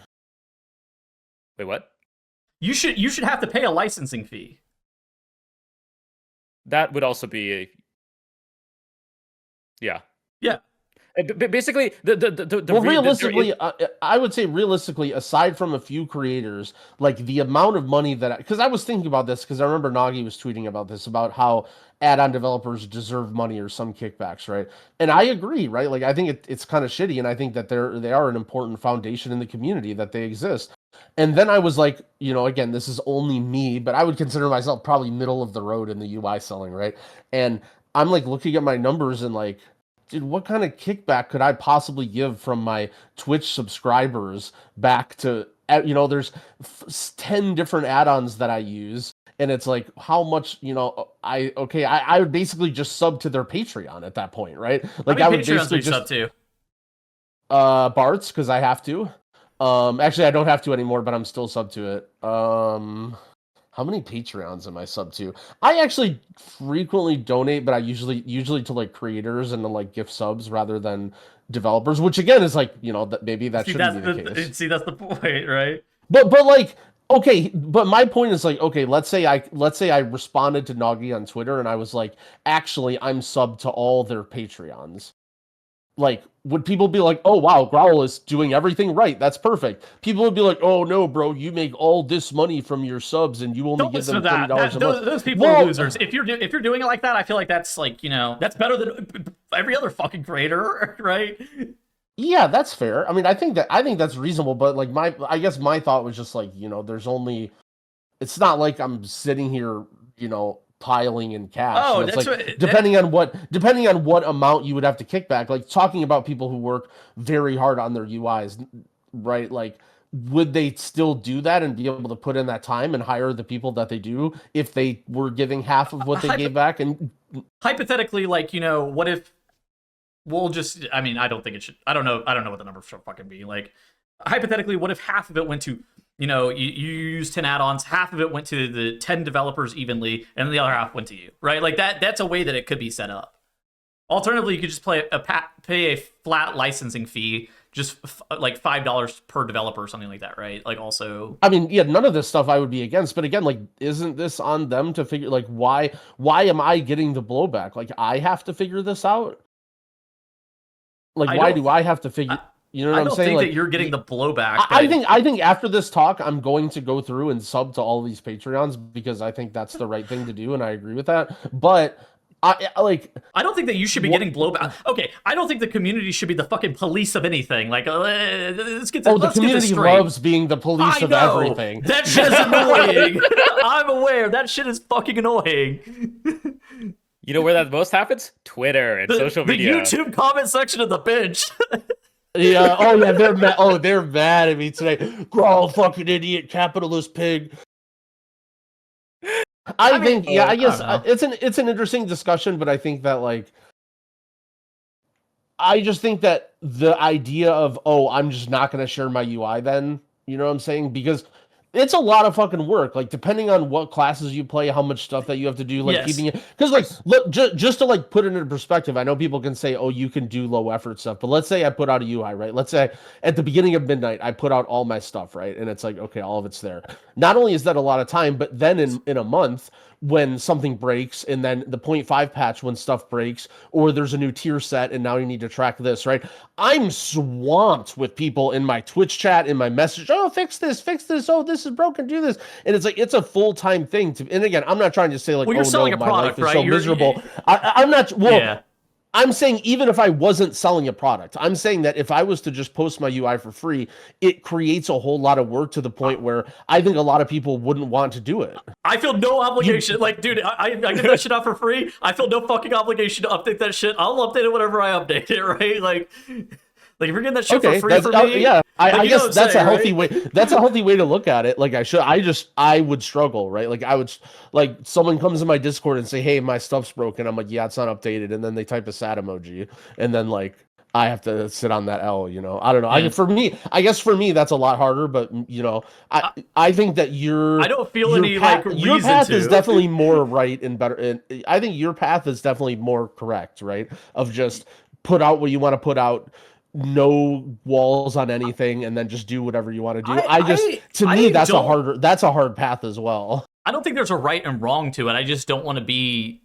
I don't feel comfortable, like, because like half of my fucking UI would be taken from other people, and then I'm just like, separating that out to like what half is mine, what half isn't is a little bit weird, and it's like fucking.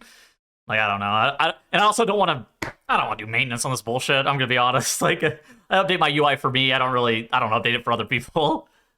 Yeah, I mean, like people said, you're selling a service, right? Like, all the streamers are selling a service. Constant updates, constant, you're checking. You sold the product, and you need to keep that product updated. And I think it's perfectly fair. I think that my only thing that is fair if you're charging. They also have to resub to get the new update, so you're getting money. I'm 100%, like, when I was talking about the difficulty of it, I was specifically saying if it wasn't a paywall thing or I wasn't charging. Oh yeah. In no way am I saying if I say, hey, if you sub to me, you get my UI, and then you get it, and then I'm like, I don't want to update this. Like, this is annoying. People are DMing me. That's not okay at all. That's not at all what I'm saying. I'm saying you still get all that, even if you don't put it behind any walls and you post it. I think if it's not a paid product, in no way are you responsible for, like, and they want to download your UI, you're like not responsible. Like, you have no vested interest in, there's no shareholders to increase value from, right? Yeah, and that's just like, these people are, I think, in their right to sell it as a service. But the problem is the add-on developers themselves are banned, in quotes, from selling it as a service. Yeah. And that whole awkwardness, I think, is the whole problem here, because it's like some archaic wording, like when the fucking Mythic Plusers got upset at Mistletoe way back when because of some archaic patch notes from like 2019. You know, like, that shit just needs to be figured out. Also, if you're a commenter, don't be cringe and try to police things. If Blizzard's gonna fucking let Blizzard police their game. Oh, the comments already there. Let Blizzard police their own game. They're gone. Like, they're already on some random other video. They're already, their comments there. They're angry. If you have a problem, go download Luxos's Week Aura pack, or go download, like, as Quasi said, there are free Week Aura packs. Nobody's enforcing anybody to subscribe to anything. It's the internet. Everyone has free will. He is right. I agree with Quasi here. Now, I don't agree that people, I don't know if it should be paywalled, but like, I think I understand what you're saying. Basically, something along the lines of like, in the early days of WoW, when they created a lot of these foundational add-ons such as Weak Auras, charging for them wasn't even really an option, and they still don't even benefit that much for them. Yeah. And now other people, now that there's this huge foundation, other people have found ways to charge for things and do things and make money, and they almost can't because they're already so entrenched that if Weak Auras came out tomorrow and said, okay, sub to our Patreon, or you have a 5 Weak Aura limit on your game or whatever, like, it would just like, Blizzard would basically rewrite the policy after them if they did that, right? Yeah. Like, that would cause such a massive ripple and ruin so many things that, so I think I understand what you're saying now. Like, it's unfair to the people who built this foundation to try and make money on it when, they put in more work than you and have been around for a long time, and what you're doing wouldn't even be possible if they didn't do it. Nobody's going to become a bajillionaire off of World of Warcraft add-ons. Like, very, very, truthfully, nobody's getting enriched off of World of Warcraft add-ons. The World of Warcraft add-on developers, they do it out of love for the game. And I think, like, a lot of people don't even like stop to say thank you and remember that there are real fucking people making these things that help them play the game every day. That's what I was saying. That's what I was saying. Like, you guys remember whenever WeCore were saying that they're quitting, and then people were like, why are they stopping? Aren't they rich or something like that? And then we pulled up their Patreon. They're making like $4,500 a month for 3 people to split 3 ways. No, they're not getting fucking rich off like $2,500 a month. Yeah, like they're doing this because they love the game. They would probably create this on their own time as a passion project or whatever. And especially since they're not selling you anything, it's not a service. They're not selling you anything. They can do whatever the fuck they want. Yeah. And they don't owe you a damn thing. But out of love for the community, love for the game, they keep updating it, they keep things going because they want to. And I think that's the really important thing to remember there. Like, yeah. I don't know. I got a Patreon sub to MDT. I've had one for like forever, but I don't think that. Like, I don't think that I don't think anybody's responsible to do anything. Like, again, everybody's got free will, but like, kind of how I feel like I like it. I like that. Yeah. I like the product. I want to subscribe to MDT. Yeah, you know how you use Zed. Sorry, go ahead. I was gonna say, tell us. You know how you use Zed Pearl? Hmm. You know that add-on? Zed Pearl, X Pearl. Yeah, you know that's still my UI, right? I thought I was finally gonna get ready to ditch it for this patch. Yeah. They announced that they're updating in like a week or 2, probably. Goated, dude. So sticking around. How mad would people be if every add-on that you had to download cost 5 cents? You'd be fucking mad, right? Like, people would be furious over it. I just went into Google and I tried to find the Plater Patreon to see what sort of money they make or whatever, and it just doesn't even come up. I think the only Patreon that's making money is probably like raid bots, right? Like, that has to be the only one that's like actually making, because it's all of the UI sellers, all of their like, it is just a bunch of UI sellers Patreons coming up when I Google Plater Patreon. Plater Patreon. I can't even find the Plater Patreon. Oh my god, I can't find it either. Oh my god. What the fuck? I think because Plater, is it like details? Like, isn't Plater like another add-on makes Plater, right? Isn't it Details that does it? Or I don't remember.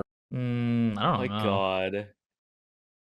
Yeah, I mean, I think in the WoW space, the only thing that's like making money off Patreon has to be raid bots. But like, do you know who could actually do something about this? By the way, if Blizzard? They really wanted to, Wago could, and just that's what I change said. Things around. Did you say that? I said if you're like one of the people who has the Wago tie-ins, you could just give kickbacks to the developers. Oh, I was just saying Wago could do it like on their end, like without just like going forwards, like a percentage will go to the add-on developers. Well, Wago doesn't technically. Well, I mean, they do, I guess. But I guess like I was thinking the UI package is integrated through Wago. They don't get a cut of any of it. All it does is track. I mean, they get a cut of it because people are coming to their website and doing things. Like, I'm not saying they don't benefit from it, but in terms of the subs or whatever, fair. Like, yeah. That's fair. That's fair.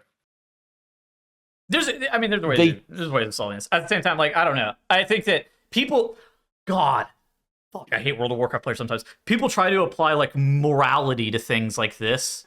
And it's just like, I think it's a fucking video game. Yeah, I mean, I think as long as you don't take it too seriously. I do think thinking about the implications of what you're doing and like how, I think that's important. Like, that's sort of why I said it. I know you laughed when I said it, but like, that's more of what I meant. Like, I wasn't trying to like, what is taking the high ground or who's better than who. Like, I think it's important to think of how, I don't know. I guess like when I try and live my life, I try and think of like, if everybody did what I did, would the world be okay? And like, it would be really, really annoying, and there'd be a lot of bad podcast takes. But other than that, like, I feel like I leave things that I try to in a better place than they. I'm a content creator.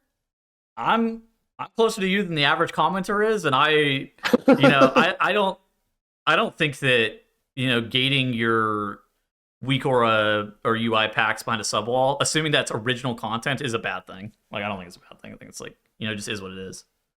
Yeah, I guess I just think that I'm interested that if these creators came out and said, oh, they made, donations to all of these add-ons, if people would be like, oh yeah, this is great, we have no problems with this. Like, I think, I don't know. Like, I don't think the community people, dude, I mean. Yeah, that's true. I guess that's a different, you kind of just gotta, yeah, that's a good point. Yeah.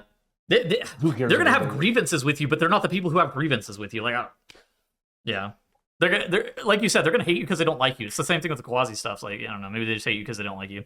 Okay, other drama that we've had this week. There was a stream together bullshit. Holy moly! Oh yeah, I forgot about this. Where World of Warcraft players were using the stream together feature on whenever they weren't playing together, which is crazy. It started with the sauerkraut people who were doing it in Classic, which you don't really. Okay, so like you do dungeons together sometimes. But you don't really play together all too much whenever you're playing Classic, but by doing the stream together feature, they increased their viewership and they have 22,000 views. Then other people saw that started happening, and people who are unrelated, playing unrelated things, started streaming together. I mean, in the screenshot, it's like a bunch of sauerkraut people were doing it, and then you have Aya, Anti-Fusion, Now, Automatic Jack, and Genji all doing 5 different things, not playing together, also streaming together, which is like, I don't know. People got really mad about this. I find this really hard to be upset about. I'm going to be honest. I'm a content creator. If anything, I'm the only person who's getting negatively affected by this. I find this hard to get mad about because it doesn't really do anything. You don't get increased viewership on analytics. You don't get increased revenue from ads watched. You kind of get nothing more than anything. It has you higher up on the World of Warcraft directory, but maybe I'm stupid. Who in the hell clicks on the World of Warcraft directory and starts scrolling from views high to low? Is that really how you're stupid? Yeah. I think you're clicking on the WoW directory. Are you serious? No. So here's the thing, right? So when it comes to people that are upset about this, it actually comes from the top, right? So the drop off of if you're the top stream versus the second versus the third is very, very steep. There's huge value when there's something going on in WoW being the number 1 or the number 2 or the number 3 stream. And so you found that the people getting upset about this stream together thing are the traditional people who were at the top of the World of Warcraft directory who wouldn't normally be now or now are not because of the drops because of the German sauerkraut people all grouping together. And so then you found some of those people grouping together with each other because they're like, well, hey, if you can't beat them, join them. And I think there is a huge monetary value as a streamer, especially the bigger you are, the bigger it snowballs, right? Like if you're the guy who's at the top of the directory, the amount of extra views and random subs or whatever that you get from... Bro, nobody's watching sauerkraut people if you're not an English-speaking person anyways, though, right? Like, well, so that was actually a little bit of part of the drama, you click on the WoW directory. You click on the WoW directory, and the first thing you're given is... It isn't high to low, it's recommended for you. So then you actually have to go viewership high to low to actually get affected by this, right? I always do that, but maybe that's because that's how it used to be and I'm used to it. I don't even think I change it. I think click on the WoW directory? That to me. Yeah. I do occasionally. Oh my god! I mean, I think there's like a cycle, right? I use the sidebar almost exclusively. Okay, like yeah, but what if there's nobody on the sidebar that you want to watch? Well, go ahead. Click off Twitch. Yeah, for a second here. So I'm not a streamer, but I almost always have a Twitch stream, like on my side monitor while working and stuff like that, because I'm just live and breathe WoW. Yeah. So sometimes I will go into the Twitch category and I'll just scroll the directory. Like I'm not a streamer. I'm a frequent user of Twitch. And this to me seems like Twitch had endorsed viewbotting. And we know how people feel about viewbotting, and there was a whole discussion about viewbotting because it makes you show up higher in the live channels, and then you get more viewers because you're higher up, so more people click. This is different than viewbotting, but this is different than viewbotting for one very specific reason. Those viewers don't count to your analytics. There's no benefit, right? No, there is, because the higher you are on the Twitch leaderboard, the more new viewers you get naturally. It also depends on the Twitch algorithm. Like I'm not clicking on a German stream regardless. Like, very candidly, I'm not clicking on German stream regardless. Well, what's correct what Tettles is saying, I was always under the impression that if you were to viewbot, that's a net negative in terms of viewers, right? Like, even if you get 1,000 extra viewers on your stream from viewbotting, there's no way you make more money than what you're paying on the viewbots. Otherwise, that would be infinite money hack, right? Like if you made money from those viewers based off of your analytics or whatever, then you would just viewbot yourself 1 million viewers all the time, right? But I think it's pretty well known that the higher you are in the category, the more natural Yeah, viewers there's come in, huge right? value in that. Like let's take, let's say midnight launch, Tettles partners up with a bunch of other people and just shows up higher on the list. People who are interested in midnight because huge expansion launch are just more natural viewers that are coming to Tettles and the other streams. I think intuitively it makes sense. I find it hard to believe that people are clicking through the fucking directory and clicking through the directory in a way that they're sorting viewers high to low and not sorting recommended for you. Because, dude, like I said, I'm not clicking a German streamer. Okay, unless it's Nagura, but I'm not clicking a German streamer regardless. Unless it's Dr. J or Nagura. I think you're a little bit in your shell here about the way that you play WoW, because you don't interact with any of the other classics. You know what I mean? Like, think about someone like me who I play MoP Classic and I play Hardcore and I'm familiar enough with Vanilla to watch and I play retail. Like, also, it's part of the drama with the German thing too is there are streamers who traditionally normally stream in English who have their streams tagged in English and then who are only speaking German now for this hour, which again is 100% fine if they weren't tagged in English. And so people are finding their streams, they can't even filter the streams out because their tab they're under English. More than anything, you shouldn't do that and it looks like shit. But, like, people got so mad, and I'm like, on a scale of 1 to 10, this has got to cap out at, like, a 2. There's no way we should be this mad about this. I think this is just a huge don't hate the player, hate the game situation. Like, this is Blizzard. That was a slip. Holy shit, that was a slip. Twitch has allowed this for so long, and it has been such an obvious dumb advantage that you can do. And they just, of course, leave it to WoW players to be the first ones to abuse it. And I just don't understand why it increases your view count in the directory. That's all they need to fix. And at this point, it's been such a problem. Like, it's one thing if they roll out a new feature and everyone's abusing it on the platform, but this has been a thing for what, like over a year now that you can do this on Twitch. Like, at this point, in my opinion, you're an idiot if you don't stream together. Like, why don't every single one of us every time we load up? I mean, I'm down. If we want to get a group of people and stream together in the WoW directory every day, I'm down. I mean, you remember whenever we were playing Fellowship every single day, you and I were just slamming the stream together, right? Like, I don't know. Oh, yeah. And then we had AJ in our stream with, like, 0 viewers, but he's just linked, and he's just at the top of the directory with us. That's right. 0 viewers. But he didn't get any new viewers from that. See, that's what I'm saying. Like, did he? I mean, who knows? I don't know if I agree with that. But,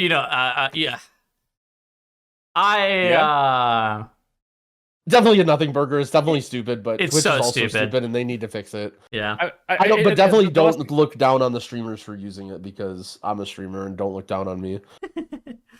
I think the last thing I'll say is, like, imagine if you take, the season 1 launch with the Race to World First, and you combine all the biggest streams together. Max, the broadcasts, who else? Who else is a big streamer? Roger Brown? I don't know. You're not okay. First off, they're not combining streams with Echo people. Hypothetically, say you do, and you get, like, I don't know, 400k viewers on the stream together. I'm pretty sure that's showed up pretty high on Twitch. I'm pretty sure that's bad because they're competing with one another. Cinema is all I have to say. Just having Gingy's chat combined with Max's chat during the Race to the World First. You do not have to combine chats. That is a myth with the stream together feature. You can, but there's like a setting. It asks you, do you want to combine chats, and you just hit no. You don't have to. No, you don't have to. They changed that. You don't even have to anymore. No. We need more drama for more tea times with the bench, so it should happen. Okay, but like that would be excellent. There is, they did that with the MDI. Like, was there anything wrong with that? They did a stream together with the competitors in the MDI this season. I mean, I think the stream together is great. I think that's a great feature. It should not increase your view count in the directory. Simple as that. That's fine. Again, 1 to 10, got a cap out of a 2 in terms of, like, how bad this could make me. And again, like, I'm one of the people who can get negatively affected by this. I'm a fucking streamer. I don't care. Yeah. If anything, I actually haven't even seen my viewership negatively impacted by this. My viewership's gone up, not down. Well, partially, but that's what I was sort of saying about the directory was if you're not at the top of the directory, you're not really going to notice that much. But the people who I mean, I'll just say Tolly Yeah. because Tolly's been based lately, and I'm not trying to hate on him, but he's someone who notoriously gets a lot of viewers and benefits greatly from drops. And he was one of the people who was like, "Hey, what the hell is this going on?" Because now there's all the sauerkraut people, and he's not anywhere near the top 5 if he doesn't do it. My estimated browser position on World of Warcraft whenever I stream is 42nd. So yeah, I guess that makes sense. Yeah. All right. That's it. Any more drama? Hopefully not. All right. Final thoughts. Don't be a hater. You're not the World of Warcraft police. Any other final thoughts?